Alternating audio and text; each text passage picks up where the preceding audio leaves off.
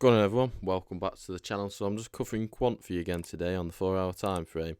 Now I'm just going to use this little bit of market structure here for us. So we're just going to basically look at this. I'm not going to look at anything too far back, just look at this current price action that we can see.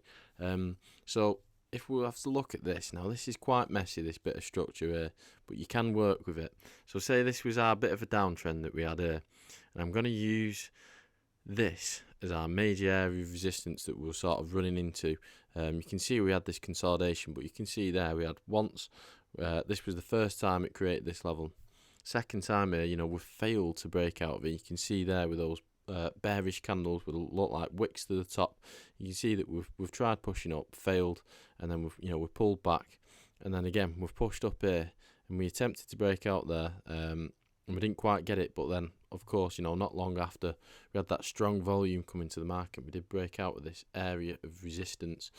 So what you can see now is once we had that breakout, we had this pullback and then pushed up to make this new high. And I did mention in my last quant video, I think it was, that I was looking for price sort of to pull back into this area for a potential double bottom continuation. And you can see there, I think was around here, and we've pulled back, and we have pulled back into this area, and I was sort of expecting us then to get that double bottom continuation, and my target would have been to up to here and then basically start looking to go higher from that point. But what happened is we've had that double bottom there, and then price has sort of bumped into this little area of sort of resistance, not quite bumped into it, but sort of pull back into that region, and then we have pulled back into this area of support now. So what I'm sort of thinking is if we can continue to hold this area of support here, and then we can push up, if we start to break, I'm going to say this level, for me, if we can hold this support and then we can start to break up and above this level here, so say we push up from this point onwards here, and we can break and close up and above this area, we'll be looking for sort of that continuation up, and you'll probably bump into a bit of resistance at this level, but I think you'll be then pretty good to get that continuation further up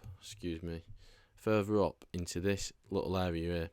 Now you will run into some resistance here, of course, because this is a major level of resistance within the market, and most of the time when you bump into these areas, you do sort of stall out a bit. Not all the time, but most of the time you will get that price stalling.